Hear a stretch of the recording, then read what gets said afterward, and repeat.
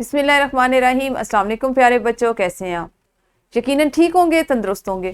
پیارے بچوں، آپ جانتے ہیں ہم اردو جماعت پنجم کا ریمیڈی پیک کر رہے ہیں، اور اس میں آپ نے آج جس سبق کا آغاز کیا وہ سبق نمبر 6 یادگار عمارات، اور آج کا حاصل تعلم سابقے اور لاحقے کی مدد سے نئے الفاظ بنا سکیں۔ خاص طور پر کرنے کا کام الفاظ سازی، نئے الفاظ بنانا، نئے الفاظ پر غور کرنا، ان کو سوچنا۔ یہ کام آپ نے آج یقیناً اس QR کوڈ میں دیے گئے ویڈیو لیکچر کو دیکھنے، سننے اور سمجھنے کے بعد کر لیا ہوگا۔ ہمیشہ کی طرح آپ نے اس جملے کو مکمل کرنا تھا، اور پھر آپ نے اس ویڈیو لیکچر میں آپ کو وہ تمام الفاظ جو سابقوں اور لاحقوں کے ساتھ بنائے گئے اور آپ کو بنانا سکھائے گئے، ان کو یہاں پر تحریر کرنا تھا۔ یہ کام آپ نے کر لیا ہوگا۔ اب غور کریں کہ آپ اپنی بول چال میں ایسے کون سے الفاظ استعمال کرتے ہیں جن میں سابقے اور لاحقے استعمال ہوتے ہیں۔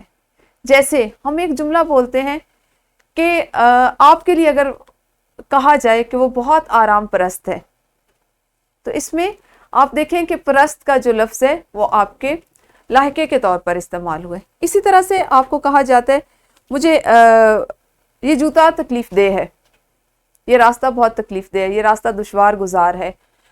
تو یہ وہ تمام ایسے الفاظ جو ہم اپنی بول چال میں بول رہے ہوتے ہیں، استعمال کر رہے ہوتے ہیں، ان میں سابقے اور لاحقے بھی استعمال ہو رہے ہوتے ہیں۔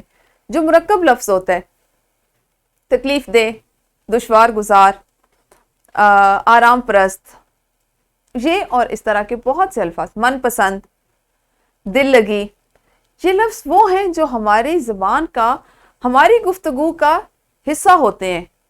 آپ نے کبھی غور کیا کہ جب آپ بولتے ہیں تو ہم یہ نہیں سوچتے کہ ہم نے جو جملہ بولا اس کا تعلق کس سے ہے، جو لفظ بولا اس کا تعلق قواعد میں کس سے آتا ہے، لیکن ہم بولتے ہیں۔ کیوں بولتے ہیں؟ کیونکہ ہم وہ سیکھ رہے ہوتے ہیں یا سیکھ چکے ہوتے ہیں۔ ہمارے سیکھنے کا عمل مسلسل جاری رہتا ہے، اور اس طرح ہمارے جملوں میں بہتری سے وہ دکھائی دیتا ہے۔ تو کوشش کریں کہ جو چیزیں اپنے ریمیڈی پیک میں سیکھ رہے ہیں، اپنی جماعت میں سیکھ رہے ہیں، عملاً بھی ان سے کچھ سیکھیں، ان سے فائدہ اٹھائیں، اور وہ آپ کی بول چال سے ظاہر ہو۔ اپنا خیال رکھیے۔ اگلے حاصل تعلم کے ساتھ اگلے لیکچر میں بات کریں گے۔ اللہ حافظ۔ شکریہ۔